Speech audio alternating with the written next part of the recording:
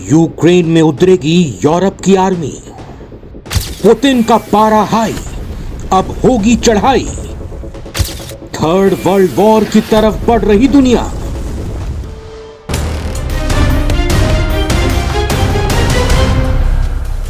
रूस के राष्ट्रपति व्लादिमीर पुतिन ने खुली वार्निंग दी है कि अगर यूक्रेन में पश्चिमी देश यानी यूरोपीय यूनियन या नेटो से जुड़े देश अपनी सेना को तैनात करते हैं तो उसे रूस की आर्मी का एक वैध लक्ष्य माना जाएगा, यानी रूस उन्हें अपना दुश्मन मानकर उनको टारगेट पर लेगा और उन पर सीधा अटैक करेगा।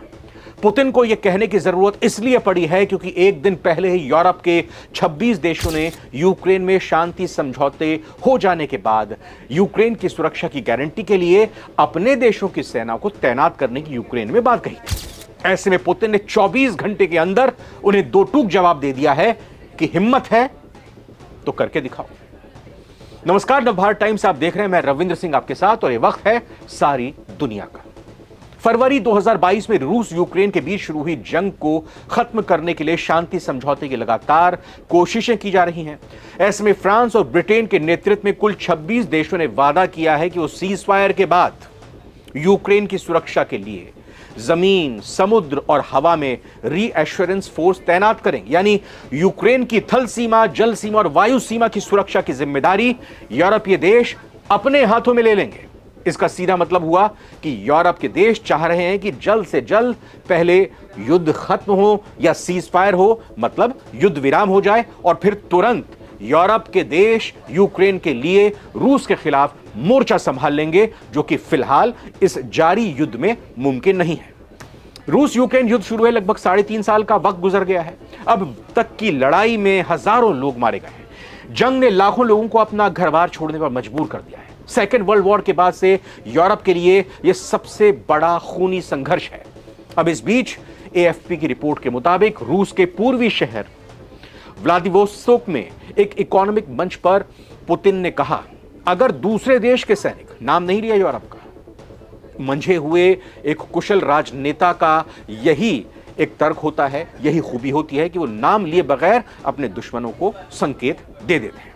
तो क्या कहा पुतिन ने? पुतिन ने कहा कि अगर दूसरे देश के सैनिक यूक्रेन में दिखाई देते हैं, खासतौर पर अब जब लड़ाई चल रही है, तो उस दौरान हम इस आधार पर आगे बढ़ते हैं कि वो वैध लक्ष्य हैं, वो हमारे टारगेट हैं।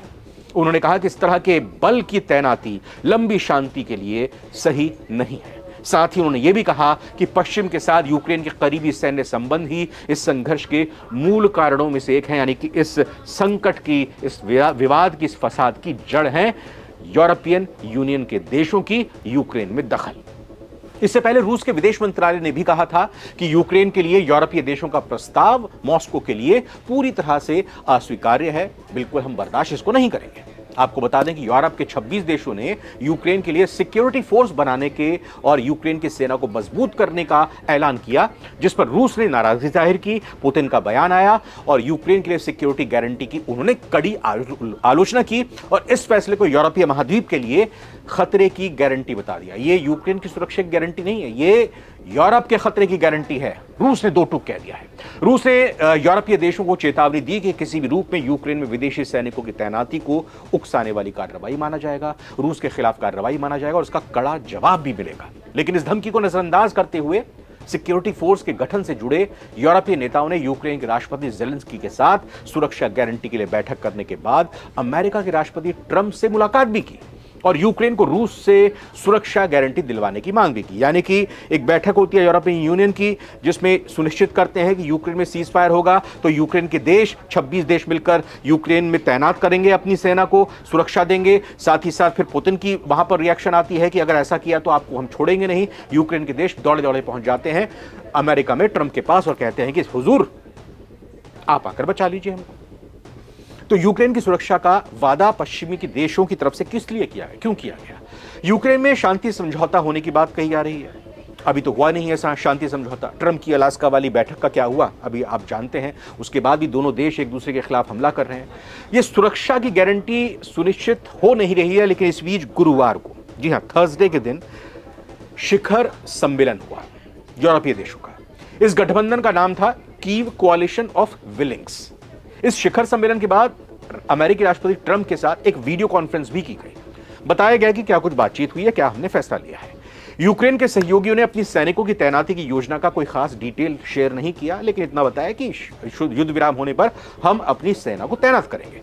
यह नहीं बताया कि इसमें कितने सैनिक शामिल होंगे, कौन सा देश इसमें अपने कितने सैनिकों को भेजेगा। बाकायदा फ्रांस के राष्ट्रपति इमैनुअल मैक्रोन ने शिखर सम्मेलन के बाद मीडिया से कहा कि आज हमारे पास 26 देश हैं।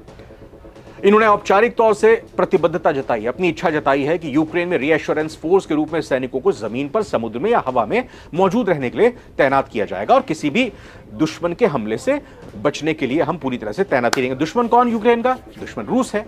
यानी कि यूरोप ने अब अपरोक्ष रूप से, इनडायरेक्ट तरीके से यूक्रेन का साथ देते हुए रूस के खिलाफ जंग का ऐलान कर दिया है। कुछ अन्य देशों ने अभी तक कोई फैसला इसमें नहीं लिया है, यह भी उन्होंने बताया इमैनुअल मैक्रोन ने, और कहा कि आने वाले दिनों में यह पता चल जाएगा कि अमेरिका इसमें अपना समर्थन देगा या नहीं। यानी अभी इमैनुअल मैक्रोन को, फ्रांस के राष्ट्रपति को संशय है, डाउट है कि ट्रंप यूक्रेन की मदद के लिए आएंगे या नहीं आएंगे। आपको बताते हैं कि 26 यूरोपीय देशों ने यूक्रेन के लिए सिक्योरिटी फोर्स का हिस्सा बनने का यह फैसला लिया और इस फोर्स का उद्देश्य युद्ध विराम या शांति की स्थिति में यूक्रेन को सुरक्षा गारंटी देना, यूक्रेन की सेना को मजबूत करना। स्वैच्छिक गठबंधन के नाम से बनाए गए संगठन में 35 देश शामिल हुए। फ्रांसीसी राष्ट्रपति ने कहा कि आने वाले दिनों में अमेरिकी समर्थन को भी जल्द मिल जाएगा या इसे अंतिम रूप दे दिया जाएगा। इस फोर्स के अहम सदस्य यूरोप के फ्रांस, ब्रिटेन और इटली के साथ साथ जर्मनी भी होंगे। यानी 4 जो मजबूत देश हैं यूरोप के, वो चारों इसमें शामिल होंगे। वहीं यूक्रेन के राष्ट्रपति ज़ेलेंस्की ने यूरोपीय देशों के समर्थन को यूक्रेन की जीत बताया है। शर्तों के मुताबिक सिक्योरिटी फोर्स के सैनिक फ्रंट लाइन से दूर तैनात होंगे, यानी कि जो बिल्कुल बॉर्डर लाइन है, फ्रंट लाइन यानी कि जो रूस का और यूक्रेन का बॉर्डर है, उससे दूर तैनात होंगे। आपको बता दें कि यूक्रेन के 2 बॉर्डर हैं। मुख्य बॉर्डर की बात करें तो एक तरफ यूक्रेन के पश्चिम में यूरोप है और यूक्रेन के पूर्व में आता है रूस। तो जो फ्रंट लाइन है रूस और यूक्रेन का, उससे दूर तैनाती की जाएगी और मददगार की भूमिका वो वहां पर निभाएंगे। वहीं अमेरिका की अगर बात की जाए तो ट्रंप ने यूक्रेन में अमेरिकी सेना जमीनी स्तर पर तैनात करने से तो इनकार कर दिया कि भाई मैं जमीन पर तो उतारूंगा नहीं अपने सैनिक, लेकिन हवाई सेना तैनात करने की बात जरूर पिछले दिनों ट्रंप की तरफ से कही गई थी। लेकिन क्या ट्रंप जो अपनी बातों से मुकर जाते हैं, अभी भी इस बात पर अडिग हैं। लेकिन अमेरिका ने यूक्रेन में सेना तैनात करने का फैसला फिलहाल अभी नहीं लिया है। ट्रंप ने हाल ही में वैसे संकेत दिया था कि अमेरिकी सपोर्ट संभवतः हवाई समर्थन के रूप में मिल सकता है यूक्रेन को, और यूक्रेन के राष्ट्रपति ज़ेलेंस्की ने कहा कि उन्होंने अमेरिकी नेता से यूक्रेन के हवाई क्षेत्र की अधिकतम सुरक्षा के बारे में बात की। यानी कि वो जो हवाई सुरक्षा है यूक्रेन की, जो पूरा हवाई सीमा है, उसको बचाने के लिए, उसको सुरक्षित करने के लिए वो अमेरिका से बात कर रहे हैं, ज़ेलेंस्की का ऐसा कहना है। आपको ये भी बताते हैं कि भारत के प्रधानमंत्री नरेंद्र मोदी ने भी यूरोपीय नेताओं से यूक्रेन संकट पर बातचीत की है और रूस को युद्ध करने के लिए या कहीं युद्ध रोकने के लिए समझाने का अनुरोध किया है। इस घटनाक्रम के बाद भारत ने यूनाइटेड नेशंस में अपना पक्ष भी रखा और कहा कि कूटनीतिक प्रयासों के जरिए ही रूस और यूक्रेन युद्ध को खत्म किया जा सकता है। कूटनीति से ही दोनों देशों में शांति संभव है। यूरोपीय संघ के अध्यक्ष की तरफ से कई साथी नेताओं के साथ प्रधानमंत्री ने फोन पर बातचीत की। यानी कि जब ये यूरोपियन यूनियन की बैठक यूक्रेन के लिए की गई थी, जब बातचीत प्रधानमंत्री मोदी की हुई, तो उन्होंने कहा कि हाँ, मैं बात करता हूँ, आपको मेरे से उम्मीद है, आपने मेरे को फोन किया है तो मैं उम्मीद करता हूं। और भारत की कोशिश शुरू से ही रही है, ये युद्ध का युग नहीं है।